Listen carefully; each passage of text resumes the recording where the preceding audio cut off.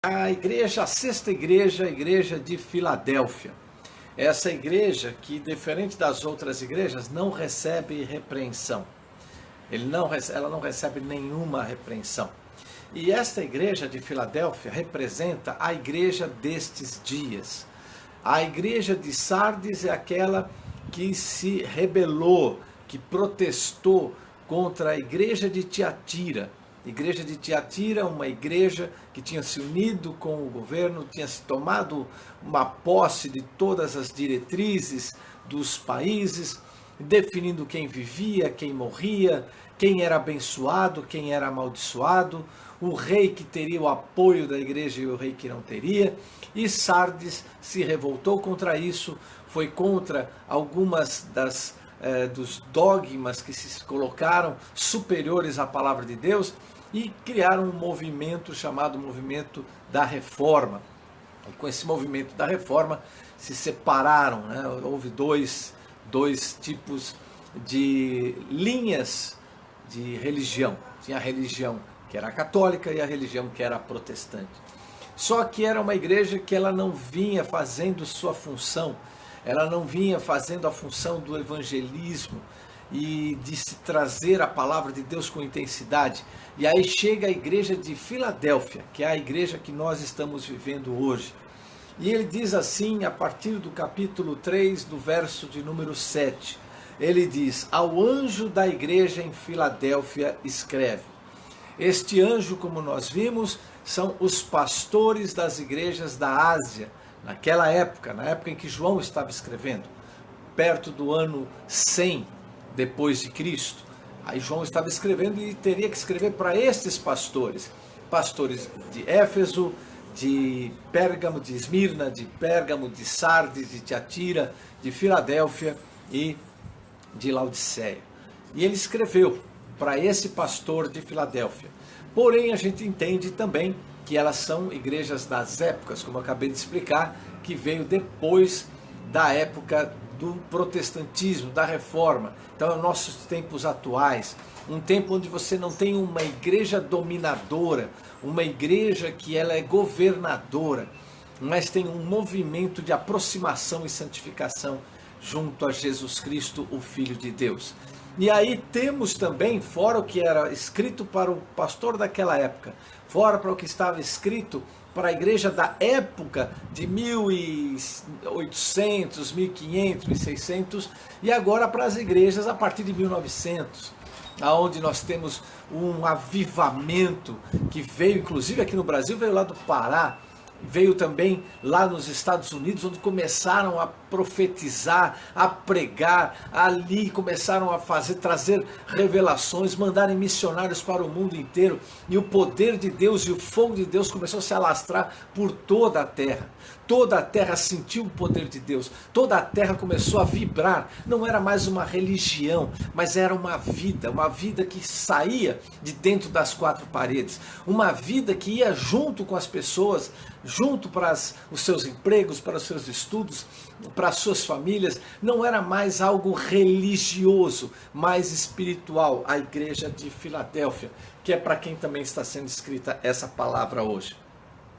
Isto diz o que é santo e o que é verdadeiro. Quando Jesus Cristo ele se apresenta para a igreja de Filadélfia, que somos nós hoje, ele se apresenta em primeiro lugar como santo. O que quer dizer isso? Separado, que se separa do mundo. Não se separa apenas, como eu disse, em quatro paredes. Eu vou ficar aqui em quatro paredes porque eu quero me separar do mundo. Isso aí é fugir do mundo. Se separar é não ter os mesmos padrões, os mesmos valores, não pensar da mesma forma, não tomar as mesmas decisões que um mundo sem Deus toma. Quando eu falo mundo, estou dizendo aqui mundo sem Deus. Nós temos que ter o pensamento do mundo que serve a Deus, que são aqueles que seguem a Jesus Cristo. Podemos chamar de cristãos, seguidores de Jesus Cristo. E é isso que ele diz, o santo, aquele que é separado, aquele que é a parte do mal. Ele se diz o santo. Jesus Cristo se apresenta como santo. Ele se diz aqui o que é verdadeiro. Hoje em dia você tem, eu posso até dizer, bilhões de informações, trilhões de informações, cada uma falando sobre a sua forma de pensar.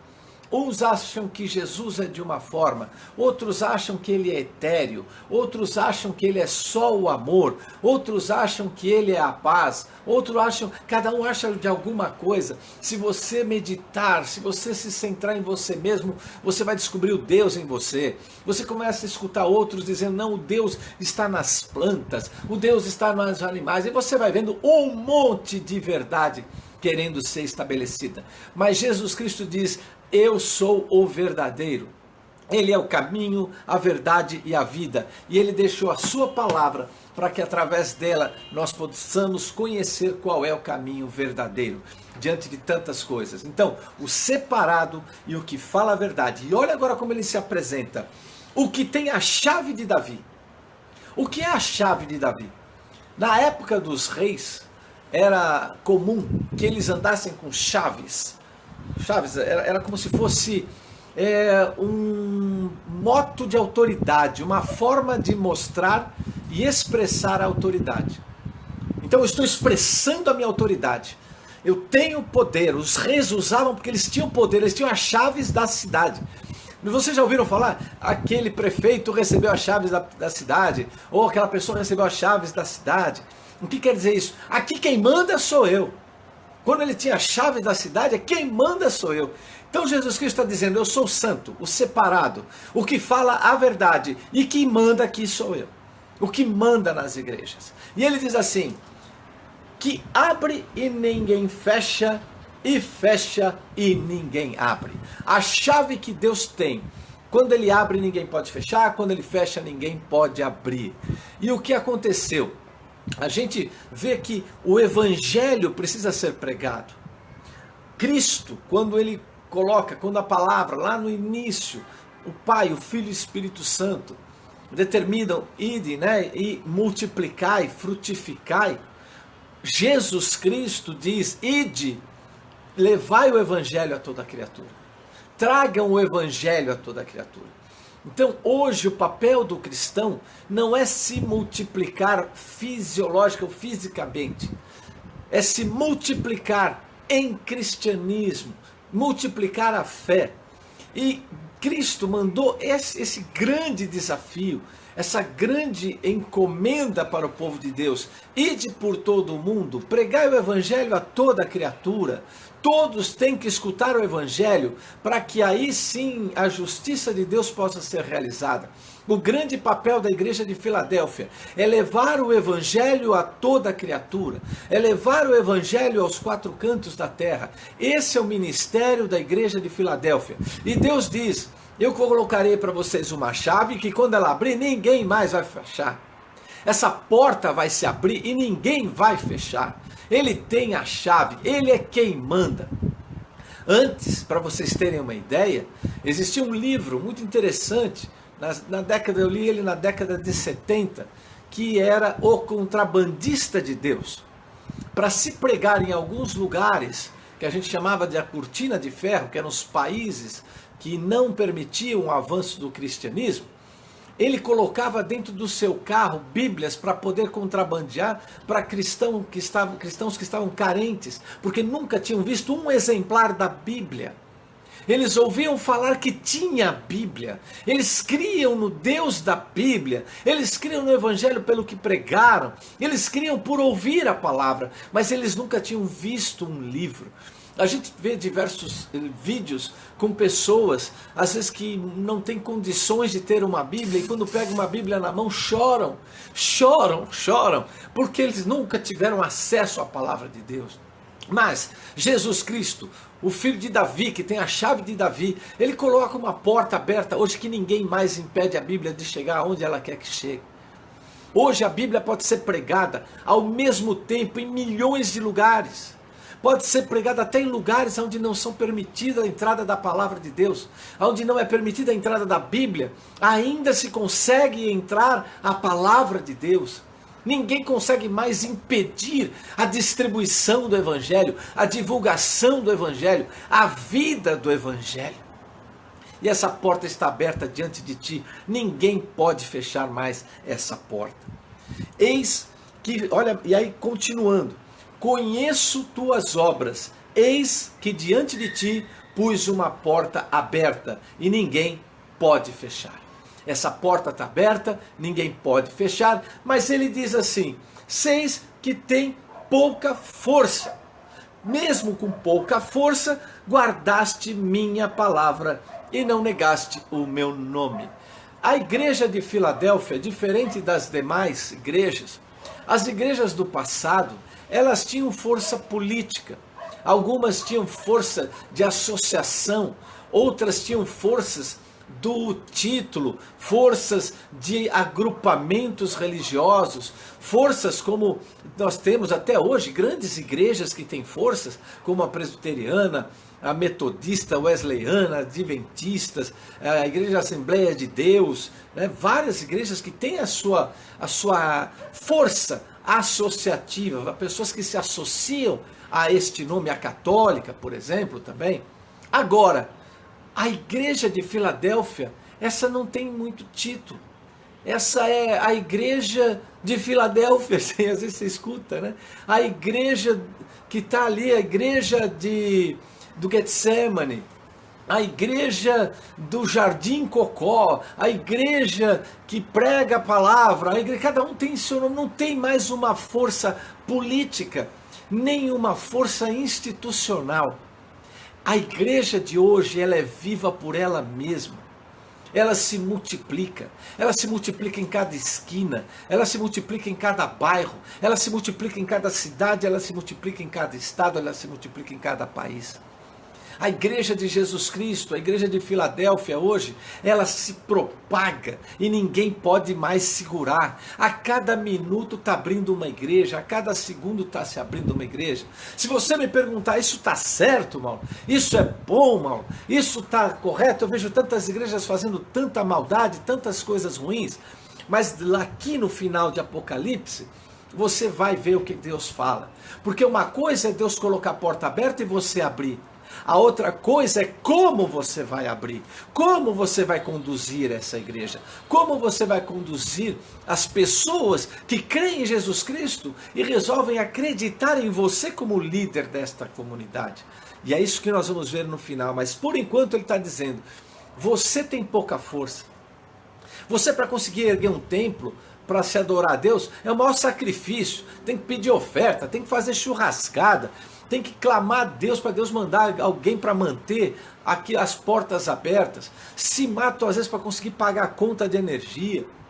Eu sei que existem, por outro lado, muitos líderes que se dizem cristãos, mas não são, e que pregam isso para arregimentar mais líderes, mais membros, para conseguir uma arrecadação maior, para poder viver confortavelmente essa vida. Eu sei que muitos abusam de se falar cristãos e de arregimentar muita gente, enganando muitas pessoas, não trazendo o verdadeiro caminho. Mas não cabe a mim julgar, quem vai julgar isso é o Senhor. Cabe a mim pregar e dizer, o Senhor tem colocado uma porta aberta, então vão e multipliquem-se, pregue a palavra, traga o evangelho, leve missionários, construam templos, façam o que for, mas pregue a palavra para ela chegar em toda a terra, para que ela possa chegar a todas as pessoas. E ela é pouca em força, e guardaste minha palavra. Para você guardar alguma coisa, você tem que conhecer. O grande problema para mim de Filadélfia atualmente é que ela não está conseguindo guardar a palavra por falta de entendimento da palavra. Então, olha como é fácil. Eu vou até uma comunidade que seja, eu me sento, alguém chega lá na frente, fala o que for, fala o que é de Deus, às vezes fala o que não é de Deus, às vezes fala com boa vontade, às vezes fala com boa fé, às vezes fala sem conhecimento, às vezes falam com estudo, às vezes falam com o poder de Deus, às vezes falam pela própria carne. São várias formas. Mas olha como é fácil para as pessoas sentarem, ouvirem, assimilarem e vai para casa. É como se você pegasse o seu filho e colocasse numa mesa de uma família que você não conhece e eles fossem dando uma comida para esse seu filho e você nem sabe o que é. que é que ele está comendo? Como é que ele está se alimentando?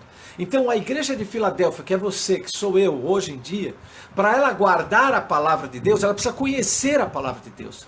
Ela precisa ler a palavra de Deus, ela precisa refletir sobre a palavra de Deus, ela precisa aplicar a palavra de Deus. Não adianta ficar naquela função, sou cristão e não faço nada. Sou cristão e fico só reclamando da vida. Sou cristão e só faço o que me dá na minha cabeça. Agora, sou cristão e leio a palavra. Sou cristão e estudo o que o Senhor me diz. Isso é a igreja de Filadélfia, que guarda a minha palavra. E mais do que guardar a minha palavra, não nega o meu nome. E é isso que é lindo na igreja de Filadélfia. Não há como alguém chegar para dizer, nega teu Deus, e a pessoa negar. Aquele que é de Cristo, aquele que é de Deus. Nós vemos na televisão, aqui nos nossos dias, centenas, às vezes milhares de pessoas sendo degoladas, sendo mortas, sendo assassinadas, porque não negam a fé em Jesus Cristo. Preferem não negar o Senhor Jesus e ter a vida eterna do que ter esta vida e negar o Senhor Jesus Cristo.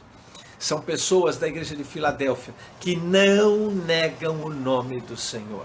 Conhecem a palavra, guardam a palavra, preferem ter a palavra de Deus no coração do que a palavra do mundo. Não negaste o meu nome, mesmo tendo pouca fé. Eis que farei aos da sinagoga de Satanás. Opa! Sinagoga, lugar de reunião dos líderes judeus ou do povo judeu, e que ele estava chamando agora de sinagoga de Satanás, porque eles estavam deturpando o verdadeiro ministério de Israel, estavam deturpando a verdadeira palavra que foi dada a Israel. Então, sinagoga de Satanás, entendemos aqui que são aqueles que se dizem judeus e não são, ou aqueles que se dizem cristãos e não são. Aqueles que se fazem parecer que são cristãos. Tem cheiro de cristão, se veste como cristão, fala como cristão, olha até com um olhar como que fosse cristão, agem como cristão, mas não são na realidade. E a palavra de Deus diz aqui que eles mentem. Eles falam aquilo que não é verdade. Mas eu farei, diz o Senhor, que venham e adorem prostrados a teus pés, e saibam que eu te amo. Então o que vai acontecer, o que Deus está dizendo aqui, que muitos vão levantar com falsas doutrinas, muitos vão levantar como assim diz o Senhor e o Senhor não disse, muitos vão dizer que o que é errado, e aquele que é de Cristo, e a igreja de Filadélfia vai se levantar contra isso. Só que muitas vezes vai ser mandado embora da igreja, vai ser escorraçado, vai ser perseguido, vai ser amaldiçoado, vão tramar contra ele para fazer com que caia. Mas o Senhor diz, você não vai cair. Você que é um servo do Deus Altíssimo, você não vai cair. Fique firme com o Senhor, ninguém vai te derrubar. Se o Senhor falou, se você está dentro da palavra, se está aqui dentro da palavra, mantenha a sua palavra, mantenha a sua postura, mantenha a sua posição. Não importa se é membro, não importa se é pastor, não importa se é bispo, não importa se é diácono, presbítero, seja quem for, líder quem for, falou que não está na palavra de Deus, não aceite como verdade. Ah, mas um espírito me disse, não tem espírito. O espírito é da palavra de Deus, a palavra do Senhor, a palavra que liberta, é ela que é a palavra de Deus. E todo demônio caia por terra, em nome de Jesus Cristo. Todos que se levantarem contra a palavra, caia por terra agora em nome de Jesus Cristo. Quem se levantar contra a palavra de Deus vai cair por terra em nome de Jesus Cristo, Senhor, porque o tempo está chegando, abra os teus olhos, cuidado com o que você ouve, cuidado com o que você vê, cuidado com o que estão fazendo para você ficar na sua cabeça. Às vezes com sentimento de culpa, às vezes com sentimento de depressão, jogam peso sobre a sua cabeça que nem eles mesmos podem levar. Cuidado, a palavra do Senhor está dizendo que vão se prostrar aos teus pés. Se mantenha firme. E saibam que eu te amo, diz o Senhor. Visto que guardaste a minha palavra da minha paciência, também eu te guardarei da hora da tentação que há de vir sobre todo o mundo para tentar os que habitam na terra. E aqui o Senhor Jesus está dizendo que Ele vai te guardar da provação da grande tribulação. Tribulação, 7 anos que vão passar num caos aqui na terra. O anticristo vai dominar. Israel vai ser feito um pacto de paz com Israel. Israel vai ter paz com os árabes, com os países, com todo mundo, durante 3 anos e meio. 3 anos e meio depois vai ser quebrado esse pacto. O anticristo vai querer ser adorado no templo. Israel vai acordar e vai perceber que ele não é o Messias. Eles achavam que ele era o Messias, mas ele não é o Messias. E aí eles vão acreditar que Jesus Cristo era o Messias. E aí eles viram que perderam esse tempo. Vão ser perseguidos por mais 3 anos e meio. Vai ser um caos aqui na terra. Vai ser um caos aqui na terra. Só que antes disso acontecer, antes dessa última semana de Daniel acontecer, antes desses últimos 7 anos que estão faltando para o remanescente de Israel, a igreja vai ser arrebatada. Filadélfia vai ser arrebatada. O Senhor vai resgatar o seu povo. O Senhor vai levar às alturas o seu povo. Porque nós vamos ser libertos desta fase da grande tribulação que vai acontecer principalmente sobre Israel, principalmente sobre Israel. Vamos ver o que Jesus Cristo fala em Lucas 21. Ele diz assim, a partir do verso 29.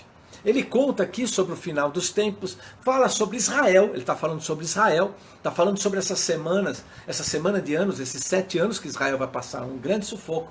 E aí ele conta uma parábola, contou-lhe uma parábola, olhai para a figueira e para todas as árvores. Quando já tem brotado, sabeis vós mesmos, vendo-as, que de perto está o verão.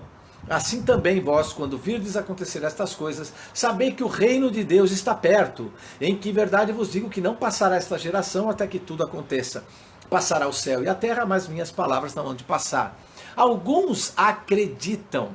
Eu não posso afirmar com absoluta certeza, mas eu tenho lido e tenho visto, tenho acompanhado que alguns acreditam que a figueira voltar a dar frutos é Israel quando voltou a ser nação, ou seja, em 1948, quando Israel volta à sua terra, 49, aí ele assina o termo, ou seja, pelos anos de 48 ele é colocado de novo na sua glória, ali começa a contar um tempo. Uma geração, quantos anos é uma geração? São 80 anos, são 90 anos, são 100 anos, mas diz que dessa geração não passará. Aqueles que nasceram em 48 para cá vão estar vivos na hora do arrebatamento. Então, isso daqui, alguns pensam assim. Uma coisa é certa, o tempo está próximo. Mas o que interessa para nós agora? Em verdade vos digo, que olhai por vós, não aconteça que o vosso coração se carregue de glutonaria, embriaguez e dos cuidados desta vida, e venha sobre vós de improviso aquele dia. Porque virá como um laço sobre todos os que habitam na face da terra. Vigiai, pois, em todo o tempo, orando para que sejais considerados dignos de evitar todas estas coisas que hão de acontecer e de estar de pé diante do Filho do Homem. Olha só, vigiai, como nós vimos lá em Apocalipse, vigiai, em todo o tempo, orando, para que vocês sejam considerados dignos de evitar todas estas coisas. Para que vocês se acham dignos, achem dignos de serem guardados da hora da tentação que há de vir sobre a terra. Então, prestem bastante atenção. Chegou a nossa hora. Abre os olhos para a gente não ficar na grande tribulação e sermos arrebatados com ele nas nuvens. Eis que venho em breve. Olha aqui a palavra. Eis que venho em breve para a igreja de Filadélfia, somos nós. Eis que venho em breve, guarda o que tens para que ninguém tome a tua coroa. Guarde o que tens para que aquela chance que você tem de chegar no tempo certo de Deus, não se passe e você vai ter que ficar aqui na grande tribulação, e aí não é mais pela fé que vai ser salvo, mas é por estar mantendo-se firme e não negando o Senhor Jesus Cristo. Provavelmente muitos cristãos que se acordarem, que vão, opa, eu perdi o trem, Eu perdi a hora do arrebatamento e agora o que eu vou fazer? Muitos vão ficar loucos da vida, vão entrar em depressão. Alguns vão falar, bem, eu vou ficar até o fim. Vão acordar, vão pregar o evangelho, vão começar a falar sobre Deus aqui na terra, vão estar se escondendo porque não vão poder mais pregar diretamente, vai ter marca para tudo quanto é canto, você não vai poder comprar, não vai poder vender, não vai poder fazer nada, você não vai ter emprego, não vai ter nada, você vai ter que viver fugido. Aquele que ficar vai ter que viver fugido, porque tudo que é Deus vai ser chamado a atenção. Eles vão considerar que esse arrebatamento foi algo de extraterrestres que querem dominar a Terra e tem que lutar contra eles, contra esse povo que vem de outros lugares. Vão querer lutar contra nós mesmos. Por quê? Por que eles vão querer lutar contra nós? Porque nós vamos ser arrebatados, vamos estar com Cristo. E eles vão achar que tudo que vem de Deus ou de Cristo vão achar que é de extraterrestre, que abduziram as pessoas humanas. E quem ficou aqui vai ficar nessa nova lei mundial. A nova lei mundial vai ser dirigida pelo anticristo. Então quem não subir, não se arrebatar, mas quiser permanecer fiel até a morte, vai poder conquistar a salvação ainda em Cristo Jesus. E aí depois no final, a quem vencer farei coluna no templo de meu Deus e dele nunca mais sairá. Seremos coluna no templo de Deus. Como será isso? O templo de Deus. Como será o templo de Deus? É um templo físico? É um templo espiritual onde nós seremos o templo de Deus? O que será o templo de Deus? Mas o templo de Deus, eu e você, seremos coluna. Assim como Pedro, como Paulo, eram colunas. Nós seremos colunas no templo de Deus. E mais ainda, escreverei sobre ele, sobre nós, um novo nome, o nome do meu Deus, o nome da cidade do meu Deus, da nova Jerusalém que desce do céu, procedente de Deus, e também o meu novo nome. Deus vai colocar sobre nós um novo nome. Filadélfia vai ter um novo nome. E seremos celebrados.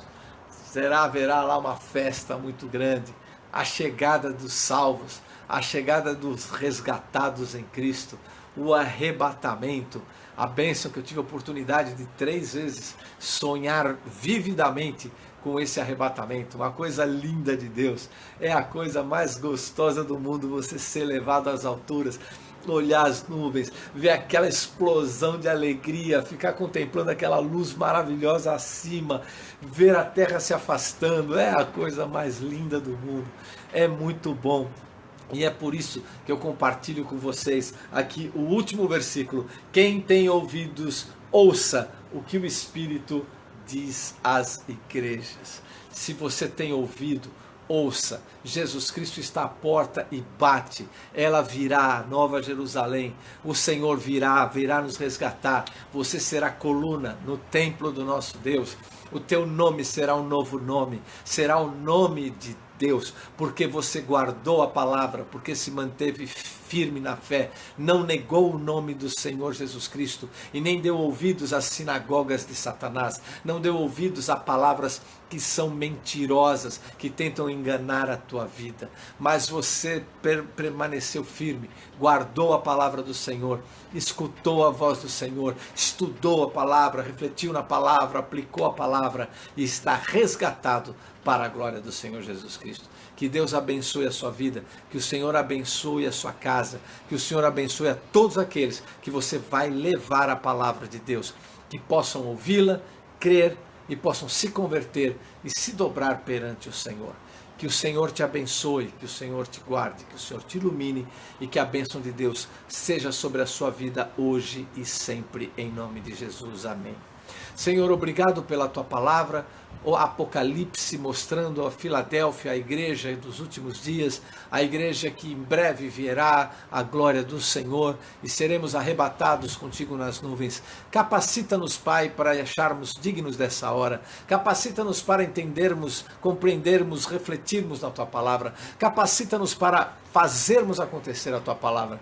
E o que o Senhor quiser, coloque em nossos corações para que seja cumprido. Eu abençoo o teu povo, em nome de Jesus Cristo. Abençoa a sua casa, abençoa os seus filhos, abençoa todos aqueles a quem você estará trazendo a palavra de Deus. Que vocês sejam bênção aonde forem, sejam a glória de Deus aqui na terra. Eu vos abençoo em nome de Jesus. Amém, amém e amém.